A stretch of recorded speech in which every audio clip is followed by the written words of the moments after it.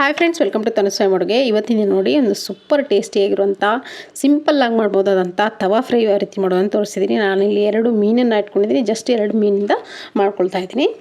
ನೋಡಿ, ಇದಕ್ಕೆ ಮಸಾಲೆನ ತೊಗೊಳ್ತಾ ಇದ್ದೀನಿ. 1-2 ಸ್ಪೂನ್ ಆಗೋಷ್ಟು ಅಚ್ಕಾರದ ಪುಡಿ, 1 ಟೀ ಸ್ಪೂನ್ ಆಗೋಷ್ಟು ಧನಿಯಾ ಪುಡಿ, 1 ಟೀ ಸ್ಪೂನ್ ಆಗೋಷ್ಟು ಪೆಪ್ಪರ್ ಪೌಡ್ರು, ಹಾಗೆಯೇ ಅರಿಶಿನ ಪುಡಿ, 1 ಅರ್ಧ ಟೀ ಸ್ಪೂನಷ್ಟು ಉಪ್ಪು, ರುಚಿಗೆ ಎಷ್ಟು ಬೇಕಷ್ಟು ನೋಡ್ಕೊಂಡು ಹಾಕ್ಕೊಂಡು ಚೆನ್ನಾಗಿ ಮಿಕ್ಸ್ ಮಾಡ್ಕೊಳ್ಳಿ ಎಲ್ಲ ಮಸಾಲೆನೂ. ಇದೆಲ್ಲ ಮಸಾಲೆ ಸೈಡಲ್ಲಿ ಕೊಡ್ತಿರ್ತೀನಿ, ನೀವು ನೋಡ್ಬೋದು. ಸ್ವಲ್ಪ ನಿಂಬೆಹಣ್ಣಿನ ರಸ ಅಂದರೆ ಅರ್ಧ ನಿಂಬೆಹಣ್ಣಿನ ರಸನ ನಾನಿಲ್ಲಿ ಬಳಸಿದ್ದೀನಿ. ನೀವು ನಿಂಬೆಹಣ್ಣಿನ ರಸ ಬೇಡ ಅಂದರೆ ಹುಣಸೆ ಹಣ್ಣಿನ ಪಲ್ಪನ್ನು ಕೂಡ ಹಾಕ್ಕೋಬೋದು. ಹುಣಸೆ ಹಣ್ಣಿನ ರಸ ಕೂಡ ಹಾಕ್ಕೊಂಡು ಮಿಕ್ಸ್ ಮಾಡ್ಕೋಬೋದು. ಒಂದೇ 1 ಡ್ರಾಪ್ ಅಷ್ಟು ಎಣ್ಣೆ ಕೂಡ ಹಾಕ್ಕೊಂಡು ಮಿಕ್ಸ್ ಮಾಡ್ಕೊಳ್ಳಿ. ಆವಾಗ ಕೋಟಿಂಗ್ ಚೆನ್ನಾಗಿ ಕೂತ್ಕೊಳ್ಳುತ್ತೆ. ಬೇಯುವಾಗ ಜಾಸ್ತಿ ನೀವೇನು ಎಣ್ಣೆ ಸುರಿದು ಮಾಡೋ ಅಗತ್ಯ ಇಲ್ಲ. ಜಸ್ಟು ಫ್ರೈ ಮಾಡೋಕ್ಕೆ ಕೋಟಿಂಗ್ ಚೆನ್ನಾಗಿ ಬರುತ್ತೆ. ಸೊ ಇವಾಗ ನೋಡಿ, ಫಿಶ್ಗೆ ಮಿಕ್ಸ್ ಮಾಡ್ಕೊಂಡಂಥ ಎಲ್ಲ ಮಸಾಲೆ ಏನಿದೆ ನೋಡಿ, ಇದನ್ನು ಫಿಶ್ ಬಗ್ಗೆ ಮ್ಯಾರಿನೇಟ್ ಮಾಡ್ಕೊಳ್ತಾ ಇದ್ದೀನಿ ನಾನು. ಚೆನ್ನಾಗಿ ಮ್ಯಾರಿನೇಟ್ ಮಾಡ್ಕೊಳ್ಳಿ. ಒಳಗಡೆವರೆಗೂ ಒಂದು ಕಟ್ಸನ್ನು ಕೂಡ ಕೊಟ್ಟಿದ್ದಾರೆ, ಇಲ್ಲಿ ನೋಡ್ತಿರ್ಬೋದು ನೀವು. ಚೆನ್ನಾಗಿ ಕಟ್ಸ್ಗೂ ಕೂಡ ಮ್ಯಾರಿನೇಷನ್ನ ಹಾಕ್ಕೊಳ್ಳಿ. ಒಳಗಡೆ ಕೂಡ ಚೆನ್ನಾಗಿ ಹಚ್ಕೊಳ್ಳಿ. ನಾನು ನೋಡಿ ಕರೆಕ್ಟಾಗಿ 1-2 ಫಿಶ್ಗೆ ಆಗೋಷ್ಟು ಮಾತ್ರ ಮ್ಯಾರಿನೇಷನ್ ರೆಡಿ ಮಾಡ್ಕೊಂಡಿದ್ದೆ. ಜಾಸ್ತಿ ಮಾಡ್ಕೊಂಡ್ರೆ ಉಳಿದ್ರೆ ಬಿಸಾಕದೆ ಚೆನ್ನಾಗಿರಲ್ಲ.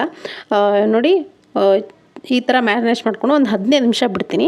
15 ನಿಮಿಷ ಬಿಟ್ಟಾದಮೇಲೆ ಇದಕ್ಕೆ ಯಾವುದೇ ಕಾರ್ನ್ಫ್ಲೋರ್ ಬೇಕಾಗಿಲ್ಲ, ಅಕ್ಕಿ ಹಿಟ್ಟು ಬೇಕಾಗಿಲ್ಲ, ಮೈದಾ ಹಿಟ್ಟು ಬೇಕಾಗಿಲ್ಲ, ಹಾಗೆ ರೆಡಿ ಮಿಕ್ಸ್ ಪೌಡ್ರ್ ಬೇಕಾಗಿಲ್ಲ. ನಾನಿಲ್ಲಿ ಬಳಸ್ತಿರೋವಂಥದ್ದು ಜೋಳದ ಹಿಟ್ಟು, ಅಂದರೆ ಜೋಳ ರೊಟ್ಟಿ ಮಾಡ್ತೀವಲ್ಲ, ಜೋಳದ ರೊಟ್ಟಿ, ಆ ಹಿಟ್ಟನ್ನು ಬಳಸ್ತಾ ಇದ್ದೀನಿ.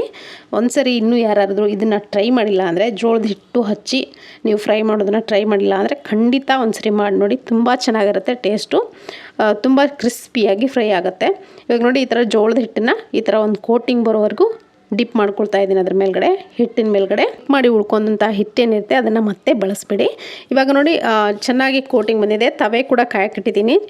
ಪೂರ್ತಿ ತವೆ ಕಾದಾದಮೇಲೆ ಸ್ವಲ್ಪ ಎಣ್ಣೆ ಜಾಸ್ತಿ ಹಾಕಬೇಕು. ಒಂದು 2-3 ಟೇಬಲ್ ಸ್ಪೂನ್ ಅಷ್ಟು ಎಣ್ಣೆ ಹಾಕ್ಕೊಂಡು ಕಾಯ್ದಿರೋವಂಥ ತವೆ ಮೇಲೆ ಹಾಕೋಬೇಕು ಫಿಶನ್ನು. ಅರ್ಧಂಬರ್ಧ ಕಾಯ್ದಿರೋಂಥ ತವೆ ಮೇಲೆ ಏನಾದರೂ ನೀವು ಫಿಶನ್ನು ಹಾಕ್ಕೊಂಡ್ರೆ ಅಂಟ್ಕೊಳ್ಳುತ್ತೆ, ಬರಲ್ಲ. ಪೂರ್ತಿ ಮಸಾಲೆ ಎಲ್ಲ ಬಿಟ್ಕೊಂಡ್ಬಿಡುತ್ತೆ. ಚೆನ್ನಾಗಿ ಕಾಯಿಸಿ ಹಾಕೋಬೇಕು. 1 ನಿಮಿಷ ಒಂದೊಂದು ಕಡೆ ಚೆನ್ನಾಗಿ ಬೇಯಿಸ್ಕೋಬೇಕು. ಮೇಲೆ ಮತ್ತೆ ನಾನು ಎಣ್ಣೆ ಹಾಕ್ಕೊಳ್ತಾ ಇದ್ದೀನಿ. ಸ್ವಲ್ಪ ಎಣ್ಣೆ ಹಿಡಿಯುತ್ತೆ, ಯಾಕಂದರೆ ಇದು ನಾವು ಡೀಪ್ ಫ್ರೈ ಮಾಡ್ತಾ ಇಲ್ಲ, ಶಾಲೋ ಫ್ರೈ ಮಾಡ್ಕೊಳ್ತಾರೆ ಇರೋದ್ರಿಂದ ಶಾಲೋ ಫ್ರೈ ಬೇಕಾದಷ್ಟು ಎಣ್ಣೆನ ಹಾಕಲೇಬೇಕಾಗತ್ತೆ. ನೀವು ಸುಮಾರು ಜನ, ನಾನು ಲಾಸ್ಟು ಈ ಥರ ಫಿಶ್ ಫ್ರೈನ ಡೀಪ್ ಫ್ರೈ ಮಾಡಿ ರವಾ ಫ್ರೈ ಮಾಡಿ ತೋರಿಸಿದಾಗ ಸುಮಾರು ಜನ ಕಮೆಂಟ್ ಹಾಕಿದ್ರಿ, ತವಾ ಫ್ರೈ ಕೂಡ ಮಾಡಿ ತೋರಿಸಿ ಅಂತ. ಅವರೆಲ್ಲರಿಗೋಸ್ಕರ ಈ ರೆಸಿಪಿ ಡೆಡಿಕೇಟೆಡ್ಡು. ತುಂಬ ಚೆನ್ನಾಗಿರುತ್ತೆ, ಒಂದ್ಸರಿ ಖಂಡಿತ ಟ್ರೈ ಮಾಡಿ. ಈ ಥರ ನೀವು ಟ್ರೈ ಮಾಡಿರಲ್ಲ, ಜೋಳದ ಹಿಟ್ಟು ಹಚ್ಚಿ ಫ್ರೈ ಮಾಡುವಂಥದ್ದು. ಒಂದು ಸ್ವಲ್ಪನೂ ನೋಡಿ ಮೇಲ್ಗಡೆ ಇರುವಂಥ ಕೋಟಿಂಗ್ ಬಿಟ್ಕೊಳ್ಳಲ್ಲ. ಸ್ವಲ್ಪ ಜಾಸ್ತಿ ಹೊತ್ತು ಫ್ರೈ ಮಾಡಬೇಕಾಗುತ್ತೆ. ಈ ಥರ ಗೋಲ್ಡನ್ ಬ್ರೌನ್ ಆಗಿ ಸ್ವಲ್ಪ ಸೀದೋಗಿರೋ ಥರ ಆಗ್ತಾ ಇದೆ ಅನ್ನೋವಾಗ ನೀವು ತಿರುಗಿಸ್ಬೇಕಾಗತ್ತೆ. ಅಲ್ಲಿವರೆಗೂ ಪದೇ ಪದೇ ತಿರುಗಿಸ್ತಾ ಇದ್ರೆ ಏನಾಗುತ್ತೆ, ಕೋಟಿಂಗ್ ಎಲ್ಲ ಬಿಟ್ಕೊಂಡು ಬಂದುಬಿಡತ್ತೆ. ಒಂದೊಂದು ಸರಿ ಮಾತ್ರ ನೀವು ತಿರುಗಿಸಿ ಬೇಯಿಸ್ಕೊಳ್ಬೇಕಷ್ಟೇ. ಸ್ವಲ್ಪ ಜಾಸ್ತಿ ಹೊತ್ತು ಬೇಯಿಸಿದ್ರೆ ಆಯಿತು. ಒಂದೊಂದು ಕಡೆ ನೋಡಿ ಯಾವ ರೀತಿ ಬಂದಿದೆ ಅಂತ. ಅಷ್ಟೇ ಟೇಸ್ಟಿಯಾಗಿರುತ್ತೆ. ಖಂಡಿತವಾಗ್ಲೂ ನೀವು ಕೂಡ ಇದನ್ನು ನಿಮ್ಮ ಮನೇಲಿ ಟ್ರೈ ಮಾಡಿ ನೋಡಿ. ಈ ಥರ ಕಲರ್ ಪೂರ್ತಿಯಾಗಿ ಚೇಂಜ್ ಆದಮೇಲೆ ನಾನಿಲ್ಲಿ ಒಂದು ಸರ್ವಿಂಗ್ ಪ್ಲೇಟ್ಗೆ ಸರ್ವ್ ಮಾಡ್ಕೊಳ್ತಾ ಇದ್ದೀನಿ ಫಿಶನ್ನು. ತುಂಬ ಚೆನ್ನಾಗಿರುತ್ತೆ ಫ್ರೆಂಡ್ಸ್, ಖಂಡಿತ ನೀವು ಕೂಡ ನಿಮ್ಮ ಮನೇಲಿ ಮಾಡ್ಕೊಳ್ಳಿ. ಇದ್ರ ಜೊತೆಗೆ ನಾನು ಒಂದು ಫಿಶ್ ಸಾರು ಕೂಡ ಮಾಡಿದ್ದೆ, ಅದು ಕೂಡ ಅಷ್ಟೇ ತುಂಬ ಚೆನ್ನಾಗಿತ್ತು. ಅದನ್ನು ಕೂಡ ನಾನು ನೆಕ್ಸ್ಟ್ ಬರುವಂಥ ರೆಸಿಪಿಗಳೆಲ್ಲಾದರೂ ಹಾಕ್ತೀನಿ, ಅಥವಾ ಇದ್ರ ಮುಂಚೆನೇ ಅದು ಬರ್ಬೋದು.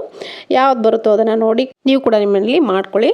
ಖಂಡಿತವಾಗಲೂ ಈ ರೆಸಿಪಿಗಳು ನಿಮಗೆ ಇಷ್ಟ ಆಗ್ತಿದೆ ಅನ್ನೋದಾದರೆ ಒಂದು ಲೈಕ್ ಮಾಡಿ. ಹಾಗೆ ನಮ್ಮ ಚಾನಲ್ಗೆ ನೀವು ಯಾರು ಸಬ್ಸ್ಕ್ರೈಬ್ ಮಾಡ್ಕೊಂಡಿಲ್ವೋ ಸಬ್ಸ್ಕ್ರೈಬ್ ಮಾಡ್ಕೊಳ್ಳೋದನ್ನು ಮರಿಬೇಡಿ. Thank you.